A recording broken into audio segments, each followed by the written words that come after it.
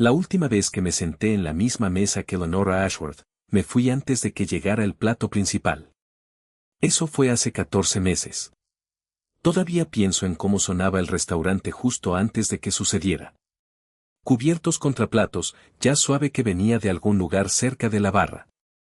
Ese tipo de silencio particular que llena la sala cuando 200 personas fingen no darse cuenta de algo. Mi padre estaba sentado en el extremo opuesto de la mesa. Había conducido 3 horas desde Beaumont en su camioneta para estar allí. Llevaba su buena chaqueta deportiva, azul marino oscuro, la que guardaba en una funda para ropa al fondo del armario. Se había lustrado las botas. Noté que cuando llegamos a la fila del valet parking, no comentó nada sobre el ballet. Simplemente salió, entregó las llaves y caminó hacia la entrada como un hombre que no tenía por qué apresurarse ni por qué disculparse. Y entonces Lenora tomó el micrófono y escuché lo que dijo. Quiero contarles lo que hice después, pero para eso, tengo que retroceder aún más. Crecí en Beaumont, Texas. No éramos pobres, pero tampoco vivíamos cómodamente en el sentido en que algunos definen esa palabra. Éramos el tipo de familia donde las cuentas se pagaban y siempre había comida, pero las vacaciones significaban conducir hasta la costa y alojarnos en un motel, no volar a ningún lado. Mi padre, Clifton, dirigía una empresa de transporte. Al menos así lo entendía yo. Unos cuantos camiones, una pequeña oficina junto a la autopista 90, un hombre en un letrero que veía todos los días sin prestarle mucha atención. Era un hombre tranquilo. Pantalones de trabajo caqui casi todo el año, camisas de franela que iba rotando, una F-150 del 2004 con el espejo retrovisor roto que nunca se molestó en reemplazar. Se levantaba antes de las 5 de la mañana. Se preparaba el café, leía el Bowman Enterprise en la mesa de la cocina y normalmente volvía a casa a las 6 de la tarde. No hablaba mucho de lo que hacía durante las horas intermedias. Cuando le preguntaba, decía que estaba gestionando las cosas. Entendí que se refería a los camiones, las rutas, los conductores. No se me ocurrió preguntar más. Hubo algo que noté cuando tenía unos 13 años. Una tarde, mi padre recibió una llamada y lo oí rechazar una invitación para unirse a la junta directiva de una asociación industrial en Dallas. Simplemente dijo, no, gracias. No era algo que le interesara, y colgó. Más tarde le pregunté al respecto. Levantó la vista del periódico y dijo, no necesito que mi nombre aparezca en una junta para saber a qué me dedico. Esa fue toda la conversación. También había una caja fuerte empotrada en el suelo de su despacho en casa. No de las pequeñas que la gente usa para documentos, sino una de verdad. La vi docenas de veces durante mi infancia. Nunca lo vi abrirla delante de mí. Archivé todo esto pensando, así es papá. Tenía 33 años cuando conocí a Vivienne. Estaba en Houston para una conferencia de marketing. Ella presentaba un panel sobre posicionamiento de marca comercial. Era muy inteligente, de esas personas que pueden simplificar una idea compleja hasta hacerla comprensible. Tomamos un café después de la sesión, luego cenamos y después hicimos todo lo demás. 6 meses después, la llevé a Beaumont para que conociera a mis padres. Mi madre, Winifred, preparó estofado y galletas y le hizo a Vivienne unas 40 preguntas sobre su trabajo, su infancia y su opinión sobre varios programas de televisión. Mi padre le estrechó la mano, dijo, un placer conocerte, y volvió a la cocina a rellenarse el café. Vivienne me comentó después que le pareció reservado. Le dije que tenía razón. Su familia pertenecía a una categoría aparte. Los Ashworth vivían en una urbanización a las afueras de Sugar Land, de esas donde el mantenimiento de los jardines corre a cargo de un servicio que viene 2 veces por semana, y cada entrada de garaje tiene capacidad para 3 coches. Sterling Ashworth trabajaba en el sector inmobiliario comercial, el que abarca parques de oficinas y desarrollos de uso mixto, y muchas llamadas telefónicas a personas que las devolvían rápidamente.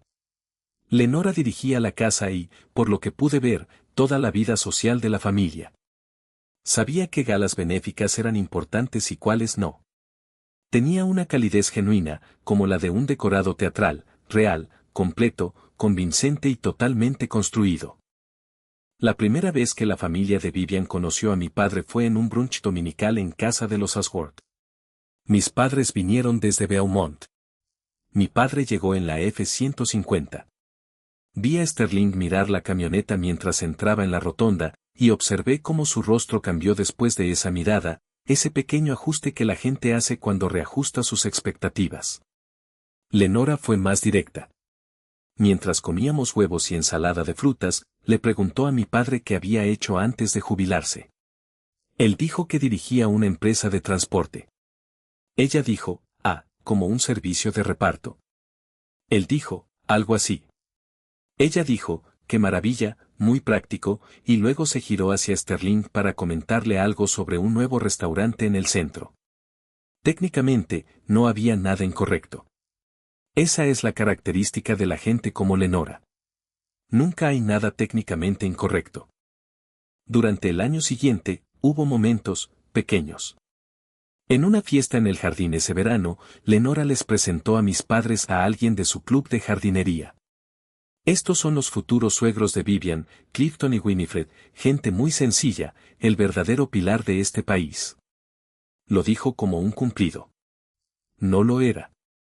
Sterling, en una fiesta para ver un partido de fútbol americano universitario en otoño, dijo a mi alcance, Vivian siempre apuntó alto, en cuanto a ambición.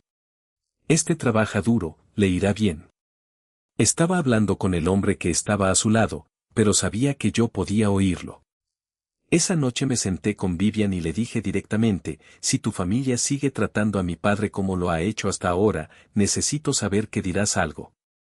No por mí, sino por él. Me miró al otro lado de la isla de la cocina y dijo, me encargaré de ello. Su rostro era cauteloso, no a la defensiva, no desdeñoso, simplemente cauteloso.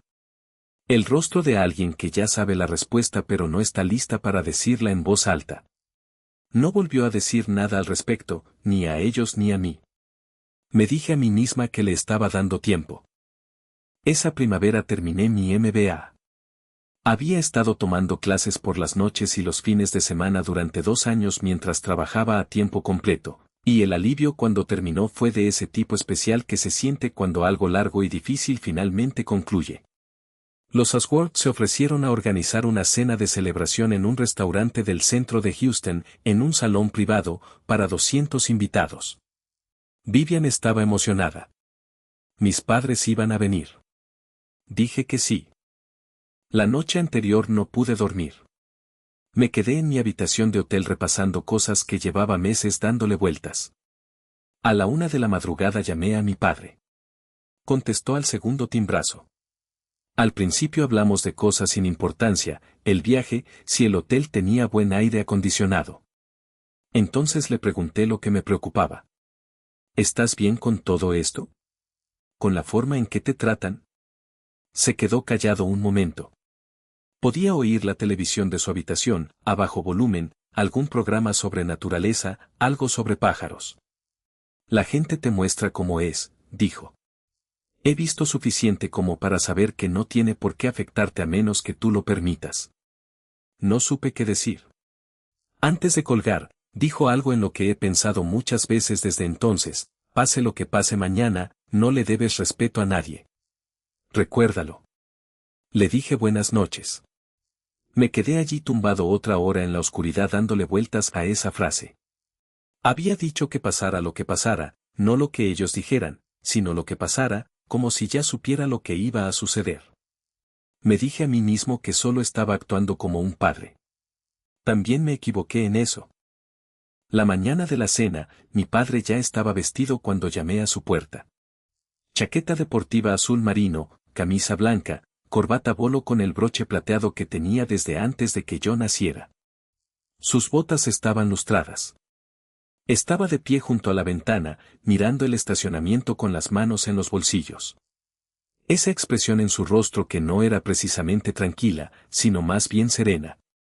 Como un hombre que ya había tomado todas las decisiones importantes. ¿Te ves bien, papá?, le dije. Tú también, respondió. Vamos. Mi teléfono vibró en el ascensor.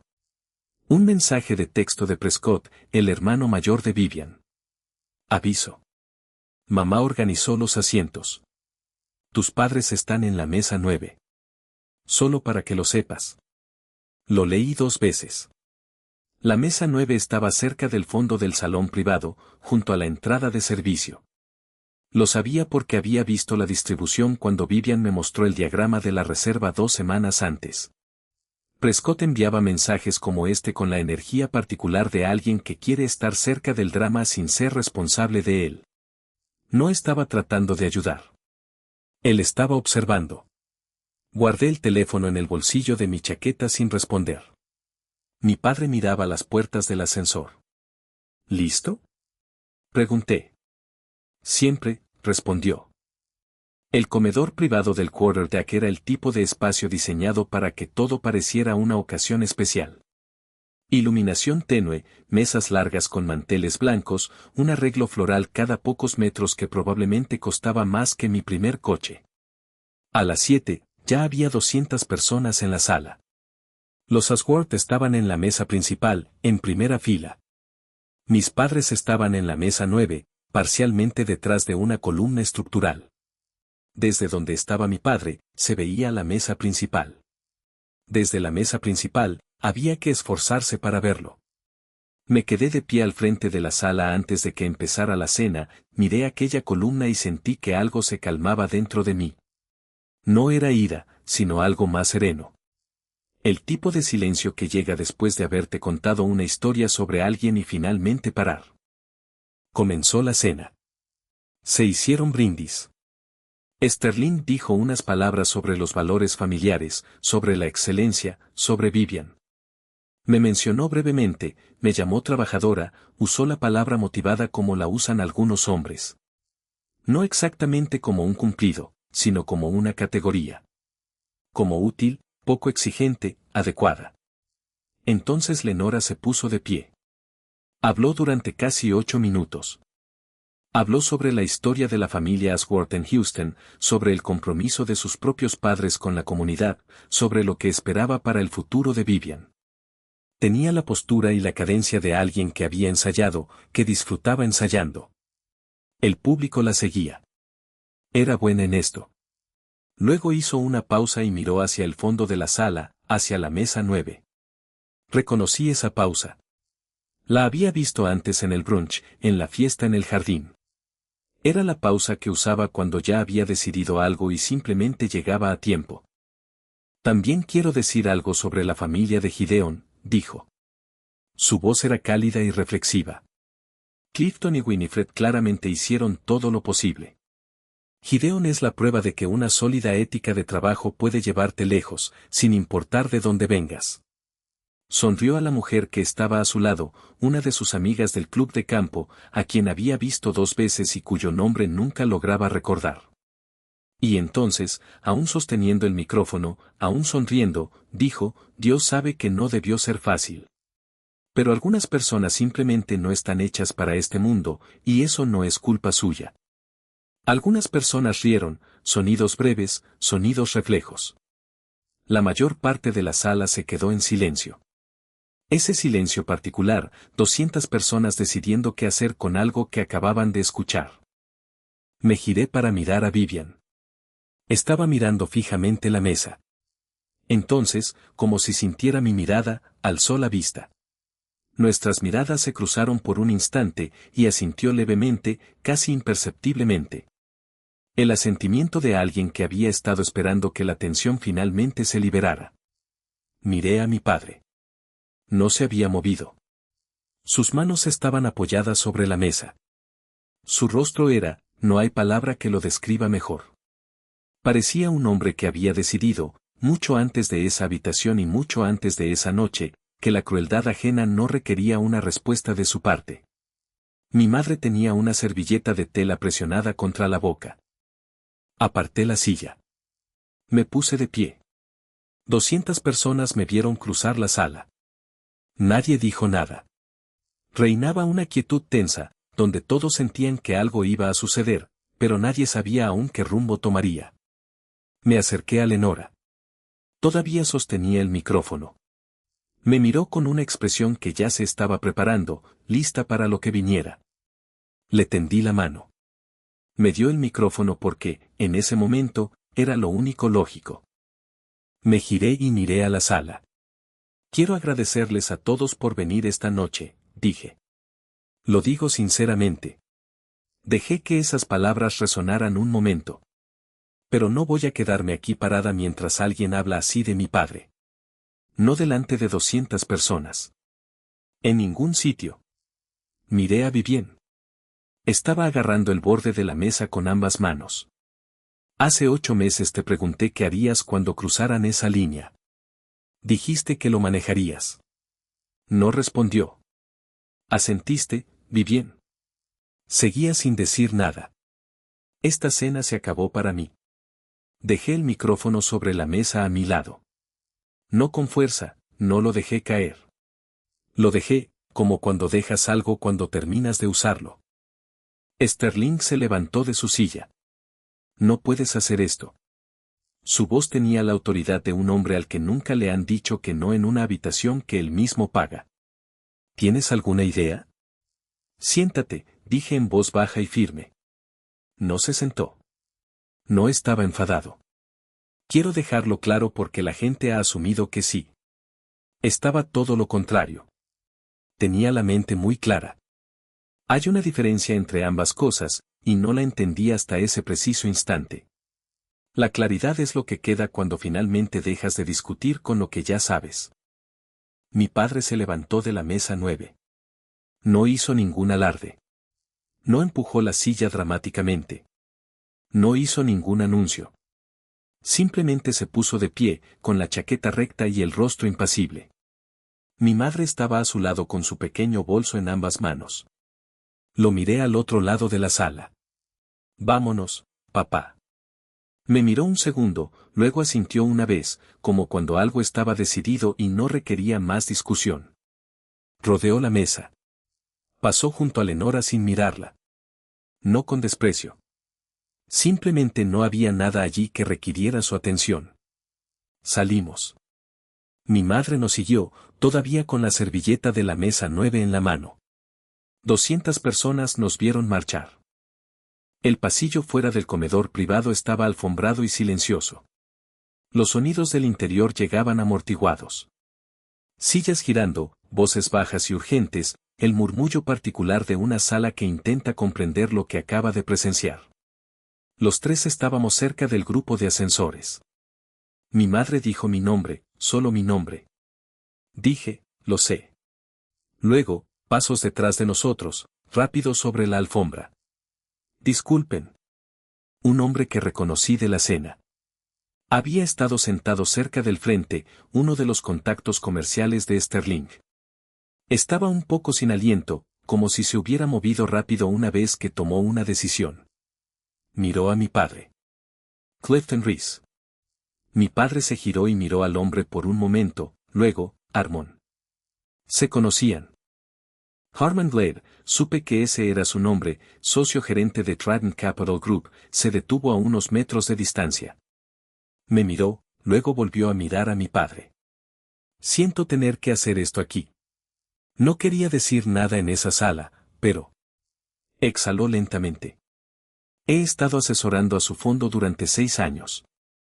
No lo até todo hasta que escuché el nombre esta noche. No sabía que su hijo era. Se detuvo. No lo sabía. Mi padre dijo, este es mi hijo. Harmon se giró hacia mí y me tendió la mano. Harmon Glade, Trident Capital. Su padre es nuestro socio silencioso más importante. Estamos hablando de más de 400 millones en activos bajo gestión. Le estreché la mano. No estoy seguro de que reflejaba mi rostro. ¿Qué? Dije. Mi padre me observaba.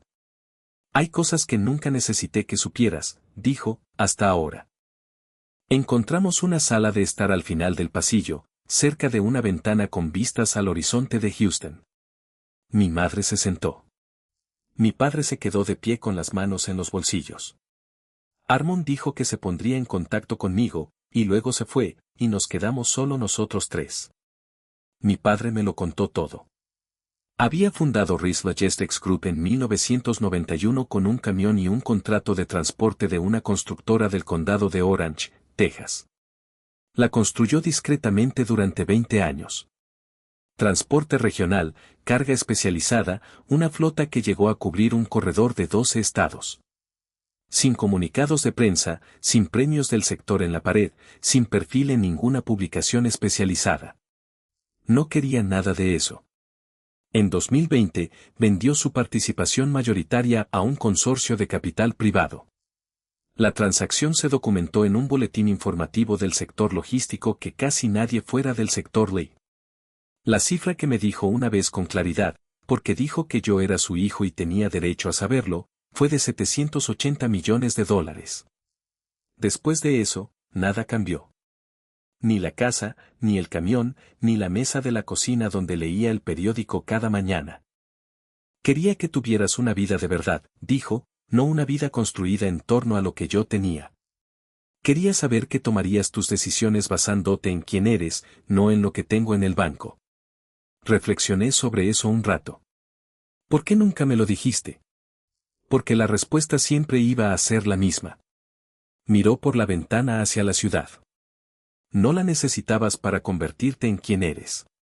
Metió la mano en el bolsillo interior de su chaqueta, sacó un documento doblado, el mismo que le había visto tocar esa mañana, sostener un momento y luego guardar. Lo dejó sobre el cojín junto a mí. Transferencia de propiedad y fideicomiso, dijo. Lo mandé a redactar el mes pasado. Iba a ser un regalo de graduación. No lo abrí. Solo lo miré. Dijo, saliste de esa habitación por mí. Eso vale más que cualquier cosa que haya dentro de ese sobre. Armon regresó al comedor. No quería armar un escándalo. Tenía un cliente en una de las mesas y no era ese tipo de hombre. Pero tampoco era de los que se quedaban callados ante información como esa cuando la persona adecuada le hacía una pregunta directa.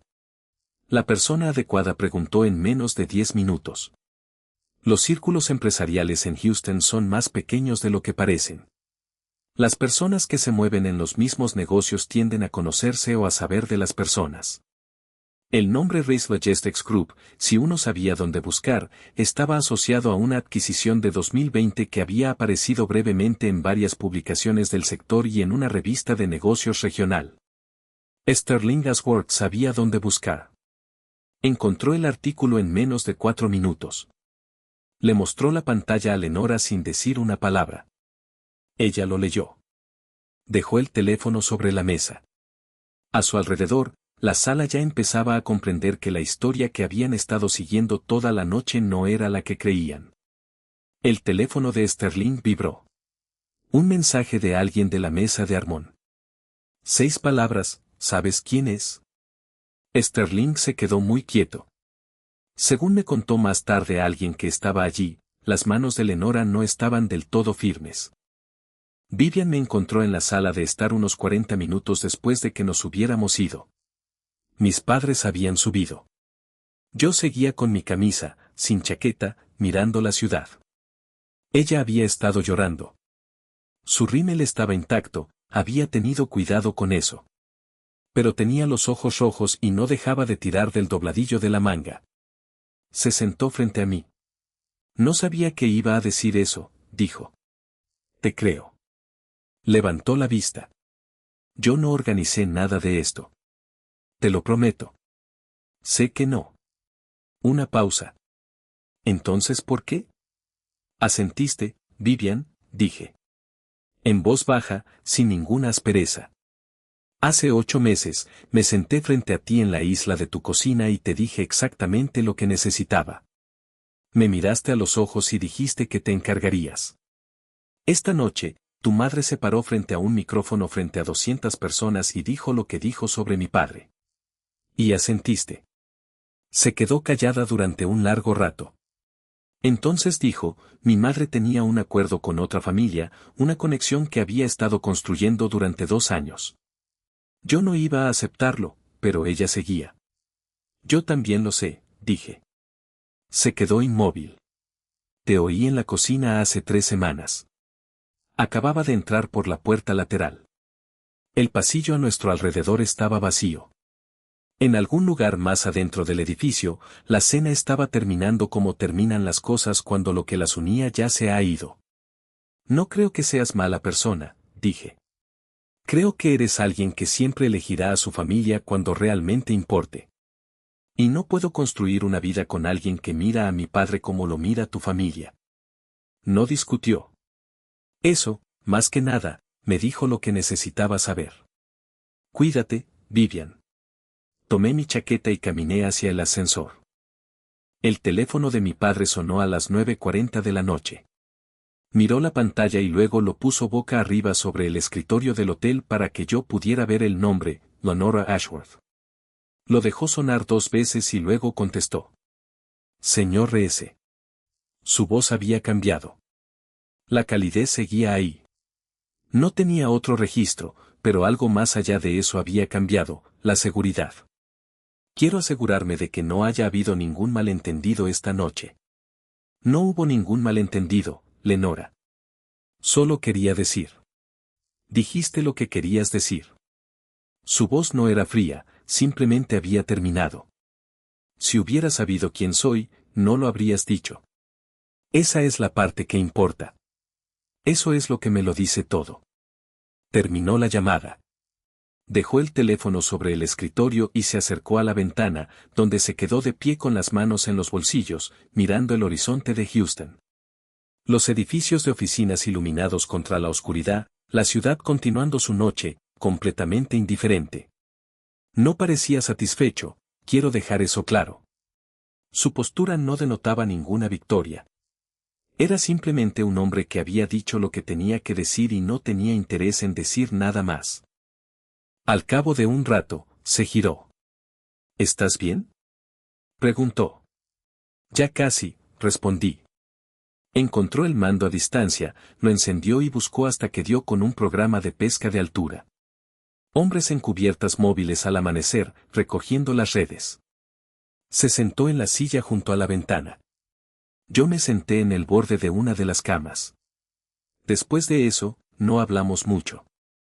Simplemente nos quedamos allí sentados, con la televisión a bajo volumen y la ciudad afuera haciendo lo que hacen las ciudades. Eso fue suficiente. En los meses siguientes, me enteré de cosas de segunda mano. Sterling tenía un proyecto de desarrollo comercial en marcha, un proyecto de uso mixto en Katy que llevaba casi un año intentando cerrar. Necesitaba un socio inversor. El socio con el que había estado en conversaciones, a través de una recomendación que se remontaba a la empresa de Armón, se había mostrado entusiasmado apenas 2 semanas antes de la cena. Después de la cena, la comunicación por esa parte se ralentizó. Los tiempos de respuesta se alargaron. El acuerdo entró en lo que se describió como una revisión prolongada sin un plazo definido. Lenora renunció al consejo asesor de una organización artística sin ánimo de lucro de Houston ese otoño. El mayor donante anónimo de la organización había expresado discretamente su preocupación por la estructura de liderazgo del consejo. Nadie le dijo a Lenora quién era el donante. Tengo mi propia opinión al respecto. Yo no organicé nada de eso. Mi padre no organizó nada de eso. Simplemente era un hombre que existía en ciertos espacios y esos espacios tenían peso. Las cosas se movían como los ríos se mueven debido a lo que hay río arriba. Nada visible en la superficie, nada que se pueda señalar directamente. Me mudé a Austin en septiembre. Alquilé un apartamento en el barrio de Travis Heights. Pequeño, con buena luz matutina, a un corto paseo del lago. Llevé 2 maletas y el sobre que mi padre había dejado en el cojín junto a mí en el pasillo de aquel hotel de Houston. Lo abrí en octubre, sentada a la mesa de la cocina con un café y las ventanas entreabiertas para que entrara la brisa otoñal. No diré el número. Lo estuve mirando un buen rato, luego lo doblé y lo dejé sobre el escritorio. Me preparé otra taza de café, me quedé de pie junto a la ventana y observé la calle. Esa noche mi padre me llamó. ¿Lo abriste? Sí. ¿Qué te parece? Hay mucho que asimilar, le dije. Es tuyo. Haz lo que te parezca bien. Entonces me contó sobre un torneo de pesca de lubina que había visto la noche anterior, sobre la técnica que uno de los competidores usó para medir la temperatura del agua, y hablamos de eso durante 20 minutos. Ese es mi padre. Así es él. Llegó a Austin en febrero. No preguntó, solo me dijo que estaría allí el 12 y quería saber si era fácil aparcar cerca de mi casa. Le dije que no había problema. Dijo que bien. Llegó en la F-150. El espejo retrovisor roto había sido reemplazado. Ese fue el único cambio visible. Miró mi apartamento, asintió hacia las ventanas. Buena luz, dijo. Esa tarde caminamos por el sendero para caminar y andar en bicicleta a lo largo del lago Lady Burn. Frío y claro, ese tono específico de azul de febrero que solo se ve en Texas cuando el frente pasa limpio. El agua estaba en calma. Caminamos casi siempre en silencio, en un silencio reconfortante, de esos que se construyen con años de anticipación. En algún momento, le pregunté sobre lo que me había estado rondando la cabeza desde octubre. ¿Por qué nunca me contaste nada de esto? Caminó unos pasos más antes de responder. No buscaba las palabras. Le estaba dando a la respuesta el espacio que necesitaba. Quería ver en quién te convertirías sin eso. Y le pregunté. Me miró. Estoy orgulloso de ti, hijo. 3 palabras. Las pronunció como hacía todo, sin ceremonia, sin preámbulos, sin adornos. Simplemente las dejó allí para que yo las guardara. No respondí. No había nada que añadir. Seguimos caminando. El lago corría a nuestro lado. La ciudad se extendía por encima de la línea de los árboles. Detrás de nosotros, su camioneta permanecía en el estacionamiento con su espejo nuevo y sin ningún otro cambio. La misma camioneta de siempre en una ciudad en la que nunca había vivido, perteneciente a un hombre al que la mitad de los asistentes a aquella cena en Houston jamás comprenderían. Y la otra mitad ahora deseaba desesperadamente haberlo tratado de otra manera. Pienso en lo que hice mal en esos 2 años. No amarla, eso fue real y no me avergüenzo de ello. Lo que hice mal fue quedarme más allá del punto en que la información ya era clara. Seguí dando el beneficio de la duda porque quería que la historia terminara de otra manera. Lo sé. Lo reconozco. Lo que no hice mal fue la mesa 9. No me equivoqué al levantarme, ni con las palabras que dije, ni con la forma en que dejé el micrófono. Mi padre estaba sentado al fondo de la sala cuando alguien decidió, frente a 200 personas y con un micrófono en vivo, que él no era nada. Y la única pregunta en ese momento fue, ¿qué clase de hombre soy? Di la respuesta con la que puedo vivir. Todo lo demás vino después.